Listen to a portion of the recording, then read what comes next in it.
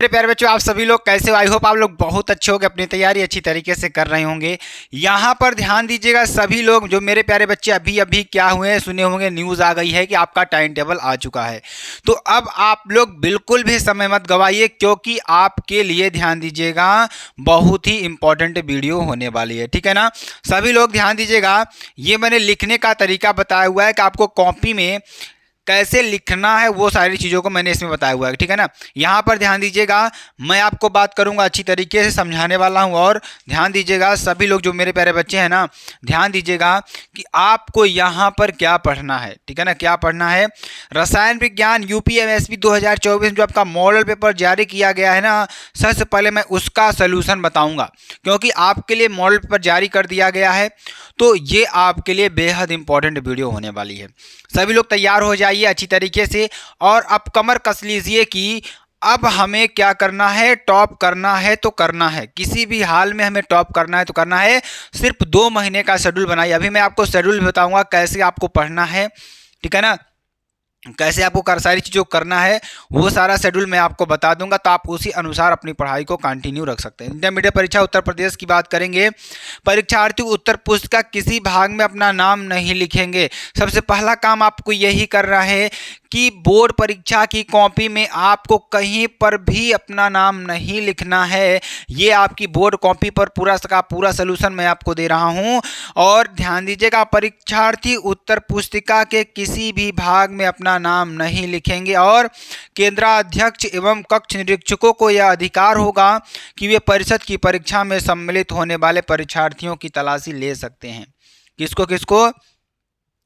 केंद्राध्यक्ष एवं कक्ष निरीक्षकों को यह अधिकार होगा कि वे परिषद की परीक्षा में सम्मिलित होने वाले परीक्षार्थियों की तलाशी ले सकते हैं।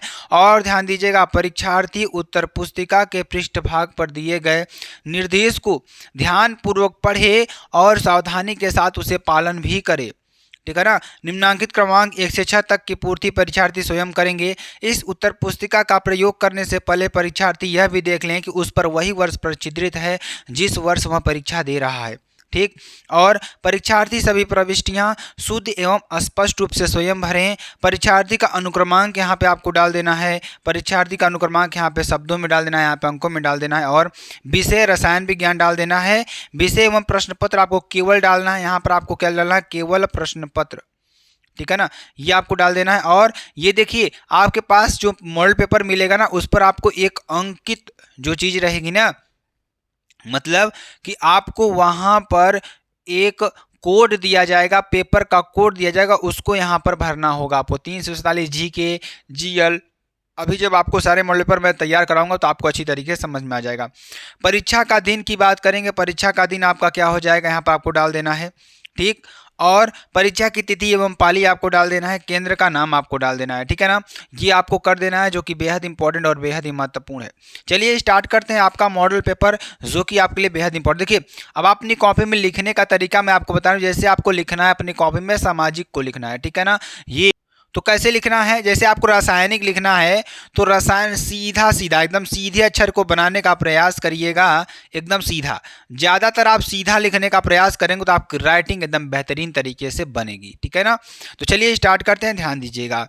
अब देखिए, पहला प्रश्न आपके सामने क्या है? प्रश्न नंबर 1 का को आपको सेम टू सेम ऐसी ही कॉपी आपको लिखनी है। इसमें कुछ भी चेंजेस आपको नहीं करना है, आपको ऐसे ही कॉपी लिखनी है। ठीक है ना? और ये कॉपी आपकी बोर्ड परीक्षा में 100 में 100 देकर जाएगी, और आपके लिए बेहतर से बेहतर अपॉर्चुनिटी है इस साल। ठीक है ना? तो देखिए क्या करा, यदि एक प्रोटीन के 200 सेंटीमीटर क्यूब जलीय विलयन में 1.26 ग्राम प्रोटीन है, ठीक, तथा 300 केल्विन पर इस विलयन का परासरण दाब 2.5 इंटू 10³ बार है, तो प्रोटीन का मोलर द्रव्यमान क्या होगा? अगर यह प्रश्न आपके सामने आता है तो आपको क्या लिखना है? आंसर 61.038 ग्राम मोल की पावर -1। ठीक है ना? चलिए, अब आपके पास वीडियो की भरमार होगी, मॉडल पेपर की भरमार होगी। सिर्फ और सिर्फ आपको हमारे साथ जुड़ना है, रिवीजन करना है, इसके अलावा आपको कुछ भी नहीं करना है। ठीक। संक्रमण तत्वों की कुल मूल अवस्था में दिए गए डी इलेक्ट्रॉन विन्यासों में कौन सी ऑक्सीकरण अवस्था अस्थायी होगी? 3d5। कौन सी होगी? 3d5, ठीक है ना। संकुल CONH3 का होल 8 की पावर होल 6 यानी होल 8 का होल 6 क्या हो जाएगा? यहाँ पर Cl2 से विलयन में कितने आयन उत्पन्न होंगे? तो यहाँ पर आपका आंसर हो जाएगा 3। क्या हो जाएगा? 3, ठीक है ना। चलिए ध्यान दीजिएगा। अगला क्वेश्चन, निम्नलिखित यौगिकों में क्वथनांकों का बढ़ता क्रम कौन सा होगा? तो ये आपका यौगिक है CH3 CH2 CH2 CHO, CH3 CH2 CH2OH, H2 C2O C2H5, ठीक है ना, और CH3 CH2 CH2 CH3, ठीक है ना। तो यहाँ पर ध्यान दीजिएगा, आपका हो जाएगा CH3 CH2 CH2 CH3 is greater than H5C2O C2H5 is greater than CH3 CH2 CHO is greater than CH3 CH2 CH2 CH2OH, ठीक है ना। ये आपके लिए हो जाएगा। अगला देखेंगे, गैब्रियल थैलीमाइड संश्लेषण से क्या बनता है? तो 4 ऑप्शन आपको दिया हुआ है, प्राथमिक एरोमेटिक, प्राथमिक एलोफैटिक एमीन, द्वितीयक एमीन, तृतीयक एमीन। तो आंसर क्या हो जाएगा आपका? प्राथमिक एरोमेटिक एमीन आपका बने, क्या बनेगा? प्राथमिक एरोमेटिक एमीन आपका बनेगा, ठीक है ना। चलिए, माल्टोज बना होता है, माल्टोज किसका बना होता है? 2 अणु ग्लूकोज से, 2 अणु फ्रक्टोज से, ग्लूकोज तथा फ्रक्टोज से, या नन ऑफ दिस। तो आंसर क्या हो जाएगा? ग्लूकोज तथा फ्रक्टोज से बना होता है, ठीक है ना। अगले प्रश्न की बात करेंगे, 2 के क की बात करेंगे और आपको एकदम बेहतरीन तरीके से समझाएंगे, ठीक है ना। तो आप लोग बोर्ड परीक्षा की तैयारी कर रहे हैं, न कि आप किसी अरे गरे इंसान की मतलब अरे गरे एग्जाम की तैयारी कर रहे हैं। ध्यान दीजिएगा, आपके पास बोर्ड परीक्षा का एग्जाम है, थोड़ा सेंसिटिव माइंड से होकर के अच्छी तरीके से पढ़िए और अपनी तैयारी को बेहतर से बेहतर बनाने का प्रयास करिए, ठीक है ना। तो चलिए ध्यान दीजिएगा, पहला क्वेश्चन ध्यान दीजिएगा क्या है आपके पास कि वांट हाफ गुणक की व्याख्या कीजिए। किसकी? वांट हाफ गुणक की व्याख्या कीजिए। यह अणुसंख्य गुणों से किस प्रकार संबंधित है, ये आपको लिखना है, ठीक है ना। तो आपको ये करना है, जो कि वेरी वेरी मोस्ट इंपॉर्टेंट है, वेरी वेरी महत्वपूर्ण है, ठीक है ना। तो क्या है कि देखिए, वांट हाफ गुणक की व्याख्या आपको करना है, या अणुसंख्य गुणों से किस प्रकार संबंधित है, ये आपको बताना है। तो विलेय के प्रेक्षित मोल, विलेय का जो प्रेक्षित मोल है, जो दिया गया मोल है, तथा सैद्धांतिक मोल के अनुपात को वांट हाफ गुणांक कहते हैं, ठीक है ना। वांट हाफ गुणांक कहते हैं। अणुसंख्या गुणों के अणुसंख्य गुणों के सभी मान विलेय के अणुभार के व्युत्क्रमानुपाती होते। जो अणुसंख्य के सभी मान होंगे वह विलेय के व्युत्क्रमानुपाती होते। अनुप्रयोग की बात करेंगे, अनुप्रयोग ध्यान दीजिएगा, एक थर्मोडायनेमिक प्रणाली में राज्य कार्यों में परिवर्तन का पता लगाने के लिए वांट हाफ समीकरण का व्यापक रूप से उपयोग किया गया, ठीक, यह आपका हो जाएगा। 2 के ख की बात करेंगे, अंतराकाशी यौगिक क्या है? इस प्रकार के यौगिक संक्रमण, ध्यान दीजिएगा, संक्रमण धातुओं के लिए, ठीक है ना, संक्रमण धातुओं के लिए भली प्रकार से ज्ञात क्यों है, ठीक है ना, यह आपको बताना है। तो संक्रमण धातुओं के क्रिस्टल जालक, जो संक्रमण धातुओं क्रिस्टल जालक हैं, जालक में परमाणुओं के मध्य बचे रिक्त स्थान में छोटे आकार वाले परमाणु जैसे हाइड्रोजन, नाइट्रोजन, बोरान या ध्यान दीजिएगा कार्बन व्यवस्थित हो जाते हैं। वे बने यौगिक को अंतरकाशी यौगिक कहते हैं, ठीक है ना। ये आपको जैसे TiC MnO4 और इत्यादि, इन यौगिकों में धातुओं की कोई सामान्य ऑक्सीकरण अवस्था नहीं होती है, ठीक है ना। चलिए अगले क्वेश्चन की बात करेंगे, 2 के घ की बात करेंगे। तो स्पेक्ट्रमी रासायनिक श्रेणी क्रिया है, ये आपको बताना है। तो जब लिगेंड को उनकी बढ़ती हुई CFSE क्रिस्टल क्षेत्र विपाटन ऊर्जा के क्रम में व्यवस्थित किया जाता है तो प्राप्त श्रेणी को स्पेक्ट्रमी रासायनिक श्रेणी कहते हैं, ठीक। दुर्बल क्षेत्र लिगेंड के लिए डी कक्षकों का विपाटन कम होता है और इसलिए डेल्टा की पावर 0 का मान कम होता है, ठीक है ना। चलिए अगले क्वेश्चन की बात करेंगे, 2 के घ की बात करेंगे। तो निम्नलिखित में परिवर्तन आप कैसे प्राप्त करेंगे? तो ये क्वेश्चन मैं आपको होमवर्क के तौर पर दे रहा हूँ, इन दोनों क्वेश्चन को आपको करना। अगर आप चाहते हैं असल तैयारी करना तो इन क्वेश्चन को आप ढूंढ करके हमें कमेंट कर बताइएगा कि सर ये चीज़ होगा, ठीक। तो क्लोरोएथेन से ब्यूटेन कैसे मिलेगा, एनिलीन से क्लोरोबेंजीन कैसे मिलेगा, ये आपको बताना है, ठीक है ना। चलिए ध्यान दीजिएगा। 3 के क की बात करेंगे जो कि आपके लिए बेहद इंपॉर्टेंट और बेहद ही महत्वपूर्ण है। तो क्या हो जाएगा, 45 ग्राम एथिलीन ग्लाइकाल, क्या 45 ग्राम एथिलीन ग्लाइकाल C2H6O2 को 600 ग्राम जल में घोला गया तो गणना कीजिए। क्या गणना करना है, हिमांक में अवनमन को गणना करना है और विलयन का हिमांक गणना करना है, ठीक है ना। तो ध्यान दीजिएगा, WB बराबर 45 ग्राम और WA बराबर क्या है 600 ग्राम। ये हमारा क्या है, ध्यान दीजिएगा, ये हमारा विलेय है, ठीक, और ये हमारा क्या है, विलायक है, क्या है, विलायक है, ठीक। ये बात आपको समझ में आ रही। तो विलेय ध्यान दीजिएगा, C6H6O2 का आणविक द्रव्यमान Mb बराबर 24 + 6 + 32 यानी कि बराबर क्या हो जाएगा 62 ग्राम मोल की पावर -1, ठीक। हिमांक में अवनमन की बात करेंगे, डेल्टा TF बराबर KF × WB × 1000/WA × Mb, ये आपके लिए हो जाएगा, ठीक। आगे देखेंगे, डेल्टा TF बराबर क्या हो जाएगा 1.86 किलो केल्विन केल्विन किलोग्राम मोल की power -1 45 gram into 100/600 gram into 62 ग्राम मोल की पावर -1। तो क्या हो जाएगा, डेल्टा TF बराबर 2.25 केल्विन। तो शुद्ध जल का जो हिमांक होगा डेल्टा TF बराबर 273.15 केल्विन, ठीक है ना, ये आपके लिए हो जाएगा। तो विलयन का हिमांक TF बराबर क्या हो जाएगा, यहाँ पर डेल्टा TF यानी कि 273.1 आपका आंसर हो जाएगा, ठीक है ना, ये आपको लिख लेना है। चलिए अगला प्रश्न 3 के ख की बात करेंगे जो कि आपके लिए बेहद इंपॉर्टेंट है, ये भी प्रश्न है। तो प्रश्न क्या कह रहा है कि ध्यान दीजिएगा, निम्नलिखित अभिक्रियाओं में क्या कह रहा है, निम्नलिखित अभिक्रियाओं में प्रयुक्त अभिकर्म को, क्या कह रहा है, निम्नलिखित अभिक्रियाओं में प्रयुक्त अभिकर्म को, ध्यान दीजिएगा क्या कह रहा है, प्रयुक्त अभिकर्म को अभिकर्मकों के नाम लिखिए। जैसे प्राथमिक एल्कोहल का कार्बोक्सिलिक अम्ल से में ऑक्सीकरण, प्रोपेन 1 ऑल का प्रोपीन में परिवर्तन। तो ध्यान दीजिएगा क्या हो जाएगा, यहाँ पर ROH CH3CH2OH यानी K2Cr2O7/KMnO4 यानी CH3COOH, ठीक, आपके लिए हो जाएगा। आगे CH3CH2CH2OH और 84% H3PO4 यानी 440 केल्विन यानी CH3CH डबल बॉन्ड CH2, ठीक है ना, आपके लिए हो जाएगा। 3 के ग की बात करेंगे तो निम्नलिखित में विभेद आपको करना है एस्टेल्डिहाइड तथा एसीटोन, एसिटोफिनान एवं बेंजोफिनान। तो ये आपके लिए हो जाएगा कहाँ पर, यहाँ पर, ठीक है ना। तो एस्टेल्डिहाइड आपके पास क्या है, ये है CH3CHO NaOH + I2, कोई अभिक्रिया नहीं करता है, ठीक। एसीटोन यानी CH3C double bond O single bond CH3 4 NaOH + 3I2, ठीक।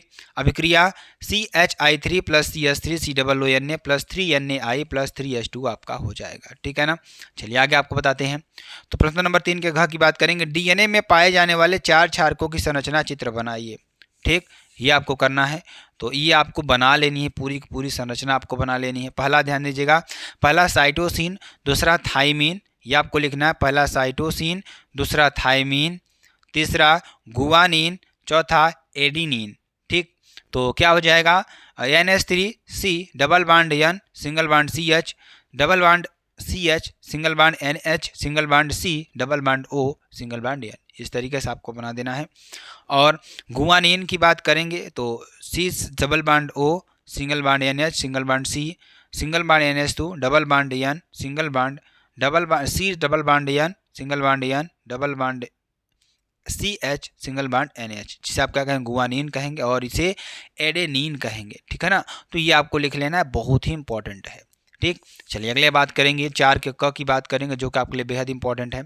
आसवन के द्वारा शुद्ध एथेनॉल प्राप्त करना संभव क्यों नहीं है, किसके द्वारा, आसवन के द्वारा शुद्ध एथेनॉल प्राप्त करना संभव क्यों नहीं है।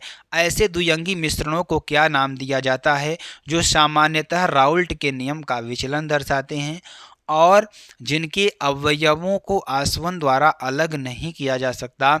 ये मिश्रण कितने प्रकार के होते हैं, ठीक। चलिए ध्यान दीजिएगा, आंशिक आसवन पर इथेनॉल पानी का मिश्रण शर्करा के किण्वन द्वारा प्राप्त लगभग घोल देता है। इथेनॉल की मात्रा से 95% तरल और वाष्प चरण में इसकी संरचना समान होती है और इसलिए इन्हें अलग करना संभव नहीं है। ये मिश्रण दो प्रकार के होते हैं। कौन कौन से, ध्यान दीजिएगा, कौन कौन से? न्यूनतम क्वथनांक स्थिर क्वाथी। क्या? न्यूनतम क्वथनांक स्थिर क्वाथी। ऐसे एक विशिष्ट संरचना में, मान लीजिए कोई हमारे पास क्या है, विशिष्ट संरचना है में न्यूनतम उबलते स्थिर क्वाथी से बड़े सकारात्मक विचलन दिखाने वाले अनादर्श विलयन, ठीक, उदाहरण के लिए 95% इथेनॉल और 5% पानी मात्रा के अनुसार, ठीक है ना। शुद्ध इथेनॉल पानी और उसके स्थिर क्वाथी के क्वथनांक नीचे दिए गए हैं। इथेनॉल 351.3 केल्विन, पानी 373 केल्विन, स्थिर क्वाथी यानी कि 351.1 केल्विन, ठीक है ना।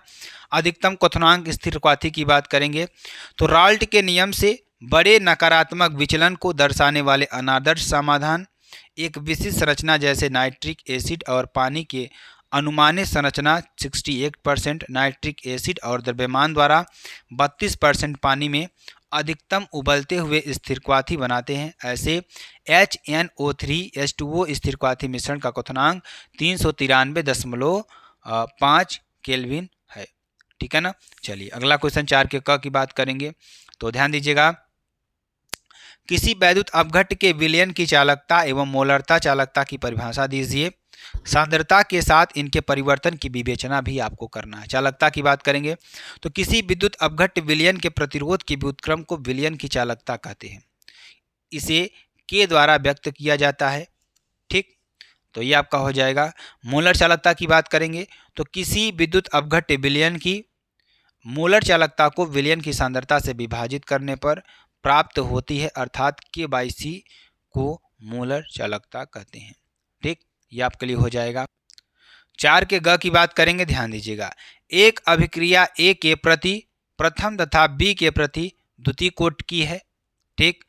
अवकल वेग समीकरण लिखिए। B की सांद्रता 3 गुनी करने से वेग पर क्या प्रभाव पड़ेगा, ये आपको लिखना है। A तथा B दोनों की सांद्रता दुगुनी करने पर क्या प्रभाव पड़ेगा, ये आपको बताना है, ठीक। ध्यान दीजिएगा। अवकल वेग समीकरण A + B = C यानी दर R = K, अभिकारक की पावर n यानी R = K, n क्या है, कोटि है, और K क्या है, वेग स्थिरांक है, ठीक। जब आप इसे सॉल्व करेंगे तो ध्यान दीजिएगा यहाँ पर आपका क्या आएगा मेरे प्यारे बच्चा लोग, ध्यान दीजिएगा। पहले में ध्यान दीजिएगा R बराबर, ध्यान दीजिएगा यहाँ पर क्या हो जाएगा, R = K A की पावर 1 B की पावर 2, समीकरण नंबर 1 हो जाएगा। तो दर निकालेंगे तो K A की पावर 1 B की पावर 2, R1 = K A की पावर 1 B की पावर 2, ठीक। R1 = KXY², तो आपका ये हो जाएगा। उसके बाद R1 = KXY², ठीक है ना। तो ये आपका हो जाएगा। तो B = 3B की बात करेंगे तो यहाँ से क्या हो जाएगा, वेग आपको निकालना dx/dt की A की पावर 1 3B की पावर 2, ठीक, क्योंकि B = 3B आपका हो जाएगा, ठीक। तो दूसरा नंबर में यही है कि B की सांद्रता 3 गुनी करने पर, 3 गुनी कर दीजिए B की सांद्रता, तो यहाँ पर 9K A की पावर 1 B की पावर 2 और 9 dx/dt हो जाएगा, ठीक है ना। तो ध्यान दीजिएगा। और तीसरा नंबर में A की सांद्रता 2 गुनी और B की सांद्रता 2 गुनी कर दी जाए तो यहाँ पर वेग क्या हो जाएगा, K 2 A की पावर 1 2 B की पावर 2, तो 2 × 4 × K A × पावर 1 और B की पावर 1, तो 8K A की पावर 1 B की पावर 2 यानी कि अतः वेग 8 गुना हो जाएगा, ठीक है ना। चलिए ध्यान दीजिएगा। निम्नलिखित का कारण लिखिए, इसका कारण आपको लिखना है। 4 के घ की बात करेंगे, ध्यान दीजिएगा। Cr+2 प्रबल अपचायक है, क्या है, Cr+2 क्या है, प्रबल अपचायक है, जबकि मैग्नीज प्रबल आक्सीकारक है। आयनों का D1 विन्यास अत्यंत अस्थायी, ठीक। ध्यान दीजिएगा। Cr2+ प्रबल अपचायक है, क्यों, आपको ये बताना है, जबकि मैग्नीज प्रबल आक्सीकारक है, क्यों, ये आपको बताना है। उसके बाद आयनों का D1 विन्यास अत्यंत अस्थायी है, क्यों, ये आपको भी बताना है, ठीक है ना। तो Cr+2 प्रबल आक्सीकारक होता है क्योंकि इसमें 3d4 से 3d3 का परिवर्तन निहित है। 3d3 विन्यास T32Z अधिक अस्थायी है। Mn+3 के ऑक्सीकरण गुणों में 3d4 से 3d5 का परिवर्तन होता है तथा 3d5 अधिक अस्थायी विन्यास है। यही कारण है कि Mn की पावर +3 प्रबल ऑक्सीकारक है, ठीक है ना। वे आयन जिनमें D1 विन्यास होता है वे D उपकक्ष में उपस्थित इलेक्ट्रॉन को त्यागने की प्रवृत्ति रखते हैं तथा अधिक अस्थायी D D⁻0 विन्यास प्राप्त कर लेते हैं। ठीक, यह सरलता से उत्पन्न हो सकता है क्योंकि जल योजन या जालक ऊर्जा का मान D उपकक्ष से इलेक्ट्रॉन के पृथक्करण से निहित आयनन एंथैल्पी से अधिक होता है। ठीक, ये आपके लिए हो जाएगा। 5 क की बात करेंगे, ध्यान दीजिएगा, ये भी प्रश्न आपके लिए बेहद इंपॉर्टेंट है। क्या कह रहा है प्रश्न कि प्राथमिक और द्वितीयक बैटरियों की तुलना में ईंधन सेल से क्या लाभ है। ठीक, और डिस्चार्ज होते समय सीसा संचायक सेल में होने वाली अभिक्रिया लिखिए। जब बैटरी डिस्चार्ज होती है तो विद्युत अपघट्य का घनत्व किस प्रकार प्रभावित होता है, ये आपको बताना है। तो प्राथमिक बैटरियों में सीमित अभिकारक होते हैं। इसमें क्या होते हैं, सीमित अभिकारक होते हैं और वे अभिकारकों के पूर्ण उपभोग के बाद काम करना बंद कर देते हैं। इस प्रकार वे रिचार्जेबल होती हैं, लेकिन संचायक बैटरी चार्ज करने के लिए आवश्यक समय बहुत लंबा होता है। इस प्रकार दोनों बैटरी ऊपर बताए गए अनुसार संतोषजनक आउटपुट नहीं देती हैं। ठीक, 5 ख की बात करेंगे तो प्रथम कोट की अभिक्रिया के वेग स्थिरांक 60 सेकेंड की पावर -1 है। अभिक्रिया को अपनी प्रारंभिक सांद्रता से, ध्यान दीजिएगा, अपनी सांद्रता से क्या करने लगा, सांद्रता से 1/16वां भाग रह जाने में कितना समय लगेगा। ठीक है ना, ये आपको बताना है, जो कि आपके लिए बेहद इंपॉर्टेंट और बेहद ही महत्वपूर्ण है। ठीक है ना, ये आपको बताना है, जो कि आपके लिए बेहद इंपॉर्टेंट, बहुत महत्वपूर्ण। ठीक है ना, तो एक प्रथम कोट की अभिक्रिया में 30% वियोजन होने में 40 मिनट लगते हैं, तो T½ की गणना आपको करना है। तो चलिए इसको समझते हैं अच्छी तरीके से, ध्यान दीजिएगा। सभी लोग जो मेरे प्यारे बच्चे हैं वो जरूर ध्यान देंगे। प्रथम कोट यानी K = 60 और A बराबर इसमें 1 दिया है। ठीक, और A - x बराबर 1/16। क्या कह रहा है कि एक प्रथम कोट की अभिक्रिया के वेग स्थिरांक 60 सेकेंड की पावर -1 है। तो अभिक्रिया को अपनी प्रारंभिक सांद्रता से 1/16वां भाग रह जाने में कितना समय लगेगा, ये आपको बताना। तो पहले हमें देखिए A बराबर तो 1 है, लेकिन जब हम 60 सेकंड तक अभिक्रिया को कराएंगे तो उसका 1/16वां भाग रह जाएगा, यानी कि A - x बराबर 1/16। तो T का मान आपको फाइंड करना है। तो K बराबर क्या होता है, 2.303/T log A - x होता है। तो 60 बराबर क्या हो जाएगा, 2.303/T log 16, यानी कि T बराबर 2.303/16 log 2⁴, यानी कि T बराबर 2.303 × 4/16 × 0.301। तो क्या हो जाएगा, 4.6 × 10⁻² सेकेंड। ठीक, चलिए आगे आपको बताते हैं। अगला देखिए क्या दे रहा है, इसमें दे रहा है कि मुख्य अवधारणा T½ बराबर 0.693/K, यानी कि क्या हो जाएगा, K बराबर 2.303/T log A - x base 10, यानी कि K बराबर क्या हो जाएगा, 2.303/4T log 100/100 - 30। तो क्या सॉल्व करेंगे इसको, तो क्या मिलेगा, कुल मिलाकर हमें T½ बराबर 77.7 मिनट। ठीक है ना। 5 ख की बात करेंगे, ध्यान दीजिएगा मेरे प्यारे बच्चा लोग, जो सभी लोग मेरे प्यारे बच्चे हैं। ग्लूकोज तथा फ्रक्टोज के 2 समान रासायनिक गुणों के समीकरण लिखिए। विटामिन A व C हमारे लिए क्यों आवश्यक है, उसके महत्वपूर्ण स्रोत आपको लिखना है। ठीक है ना। तो चलिए ध्यान दीजिएगा, यहाँ पर उत्तर की बात करेंगे। ग्लूकोज एक एल्डोहेक्सोज है। ग्लूकोज क्या होता है, एक एल्डोहेक्सोज है। इसे डेक्सट्रोज भी कहते हैं, जबकि फ्रक्टोज एक महत्वपूर्ण कीटोहेक्सोज है। ग्लूकोज में एक एल्डिहाइड CHO समूह, एक प्राथमिक एल्कोहलिक CH2OH और 4 द्वितीयक एल्कोहलिक -CHOH समूह है। फ्रक्टोज में कीटो समूह उपस्थित होता है। फ्रक्टोज की चक्रीय श्रृंखला एक अंतराणुक हेमिकीटल के निर्माण द्वारा निर्मित मानी जाती है। हेमिकीटल के निर्माण में कार्बन 6 परमाणु पर उपस्थित OH समूह C2 परमाणु पर उपस्थित कीटो समूह से संयोग करता है। ठीक है ना। तो CHO आपको हो जाएगा, ठीक है ना, और यहाँ पर आपका ये भी बन जाएगा, जिसको आपको लिख लेना है अच्छी तरीके से। ठीक है ना। दूसरे पॉइंट में विटामिन A का उपयोग इम्यूनिटी बूस्ट करने के लिए आवश्यक है तथा विटामिन C कोशिकाओं को फ्री रेडिकल्स से होने वाले नुकसान से बचाने में इसकी महत्वपूर्ण भूमिका होती है। ठीक। विटामिन A का स्रोत गाजर, मक्खन, दूध, पालक, पनीर आदि विटामिन सी का स्रोत खट्टे रसदार फल, आंवला, संतरा, टमाटर, कटहल, पुदीना, मूली के पत्ते, सलजम आदि। ठीक है ना। चलिए ध्यान दीजिएगा। द्विदंतुर तथा उभयदंतुर लिगेंड से क्या तात्पर्य है, कीलेट प्रभाव से क्या तात्पर्य है, ये आपको बताना है। ठीक, तो ध्यान दीजिएगा।